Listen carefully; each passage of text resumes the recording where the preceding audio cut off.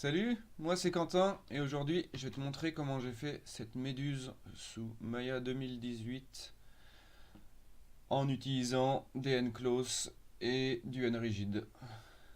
Cool, allez on attaque. Alors dans ma scène j'ai une méduse que j'ai modélisée avec une demi-sphère. J'ai des poils autour qui sont faits avec des curves et en dessous j'ai du fluff qui sont des planes que j'ai juste modifié un petit peu en zigzag. À côté, qu'est-ce que j'ai? J'ai une blend shape que j'ai animée et qui fait ce mouvement là. Je vais allonger ma timeline. On a le mouvement de la méduse qui est animé. On va s'occuper du N-Close en premier. Je prends mes deux géométries que j'ai pour le N-Close. La topologie du blend shape et du N-Close est la même, c'est important. Je prends mes deux géométries, je les convertis en N-Close. Et si j'appuie sur play, ils tombent, c'est génial, et ils se barrent tous, ils partent en morceaux. Hop, première chose que je vais faire, c'est dans mon Eclipse réduire la gravité, on va mettre à 1, augmenter la densité de l'air, et réduire le space scale à 0,3.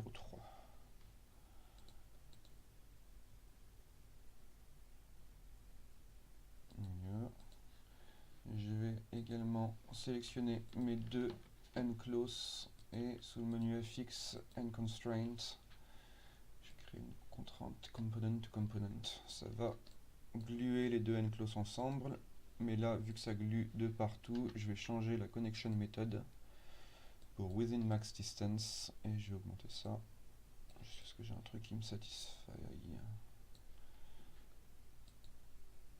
Maintenant, ils sont accrochés l'un à l'autre. Il tombe encore un petit peu vite. Je vais augmenter l'air density. Ouais, on va dire que ça va. Sur mon N-Close de Jelly, je vais augmenter le bend resistance. Et je vais... Le problème là de ma méduse, c'est qu'elle est un petit peu morte.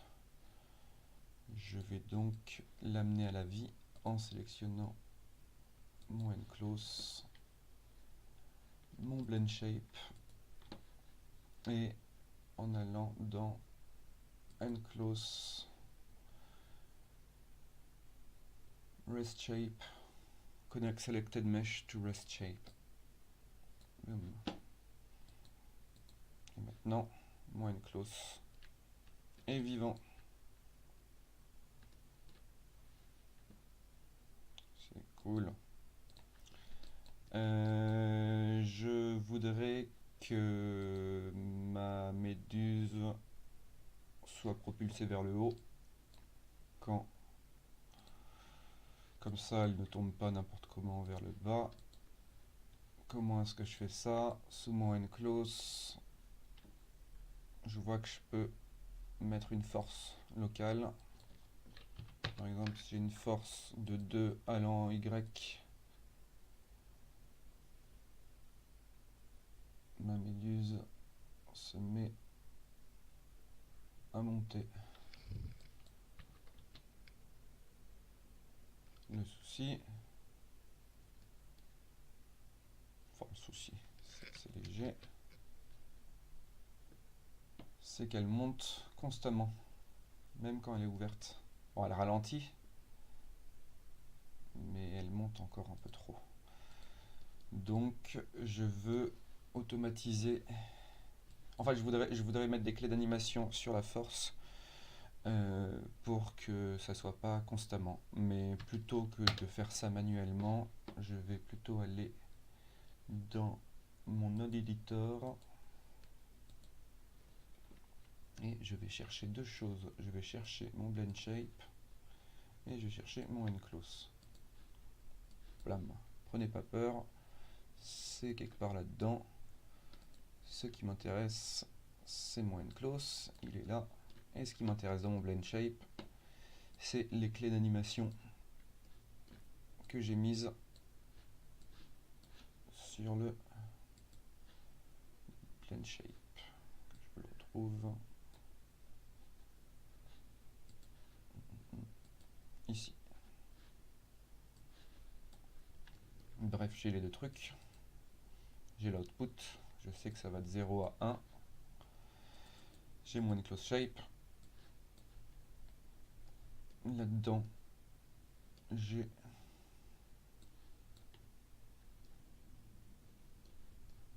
local force.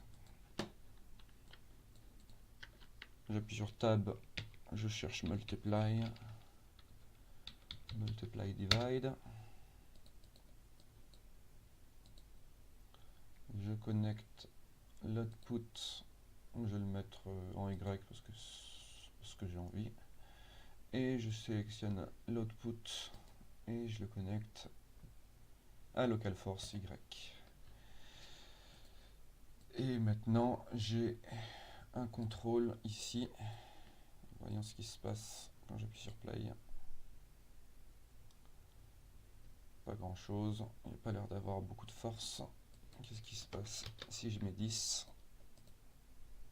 Oui. Wow.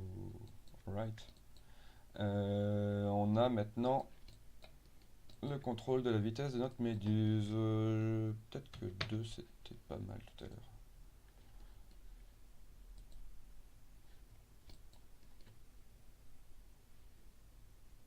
Trop faible. Hop.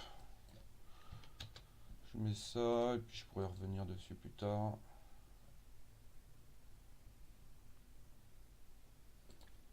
Mais c'est pas mal. Hop, elle monte, elle monte. Je vais m'occuper un petit peu du fluff. Je vais juste rajouter un petit peu plus de lift, de drag et tangential drag. Pour avoir un mouvement plus doux, trop de drag. Tu le drag. Oula.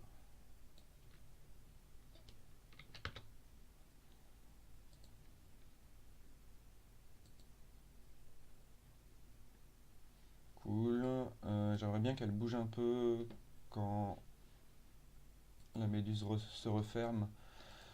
Parce que normalement, tu as un mouvement d'eau qui va vers le bas et qui les perturbe un peu. Je vais générer un Winfield Air Push 5 Vorticity 1, un truc comme ça.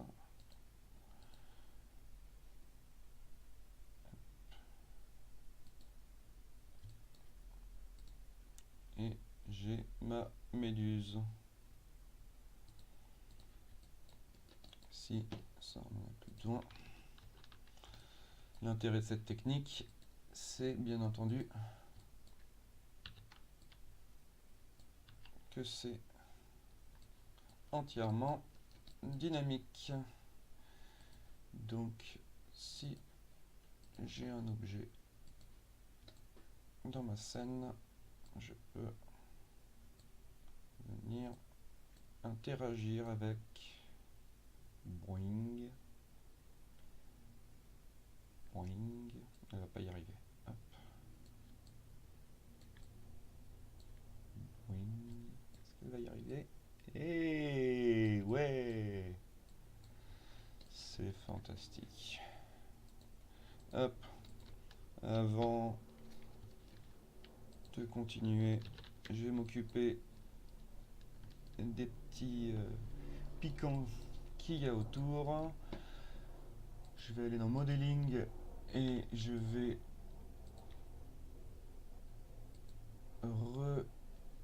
sampler mes curves. Curve rebuild. Number of span 15. Comme ça, elles ont toutes exactement 15 points. 15 vertex, pardon. À distance égale. Je sélectionne toutes mes curves. Et en FX, sous NR, je rends ces courbes dynamiques. J'ai maintenant des follicles et mon air system ainsi que mes curves de sortie. Je sélectionne tous mes follicles et je vais tout de suite les détacher. Sinon, par défaut, ils sont attachés aux deux extrémités. Donc, je change ça. No touch. Ça tombe. Maintenant, je vais sélectionner mon jelly et je vais faire une autre contrainte. Component to component. Within max distance. Ça a l'air de fonctionner. Je vais aussi réduire sa force et l'autoriser à se tordre pour que les poils puissent plus pendre. Zou. Cool. Un petit peu du mal, hein. Elle est lourde. Et ben, je peux aller modifier le poids de mes poils, par exemple. Est-ce que ça va l'aider? Ouais, mieux. Super.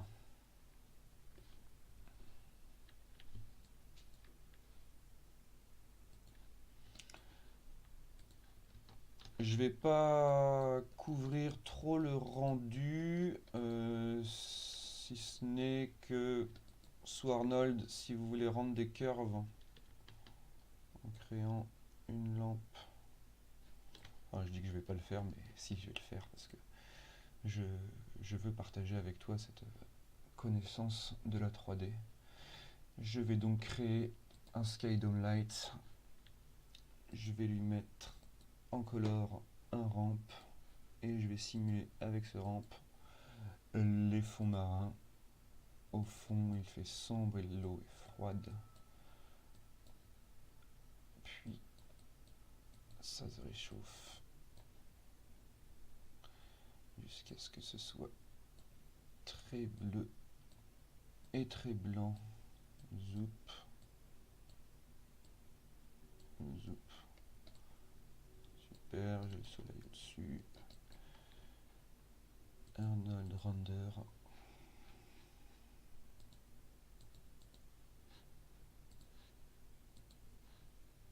Et je n'ai pas mes curves, car pour rendre une curve sous Arnold, ce qu'il faut, c'est normalement la sélectionner et aller sous Arnold, Render Curve. Et après, lui attacher un shader ici. Mais quand tu as plusieurs curves, c'est plutôt chiant à faire. Donc, il y a un outil qui te permet d'éviter de péter un câble. Ça s'appelle le Curve Collector. Tu le rajoutes à ta scène. Tu prends tes curves, tu le mets dedans et lui, il va faire apparaître tes curves. Tu peux modifier leur apparence, les rendre un peu plus grosses, les faire s'affiner en longueur. Ah, il semblerait qu'il y en a une qui soit accrochée à l'envers. C'est con, je vais pas le réparer. C'est pourquoi il faut faire gaffe quand tu modélises tes curves, fais-les toutes dans le même sens. Et tu mets un shader. Hop.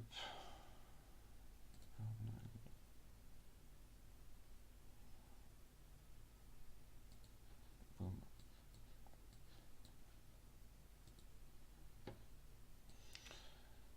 Et voilà comment on fait une méduse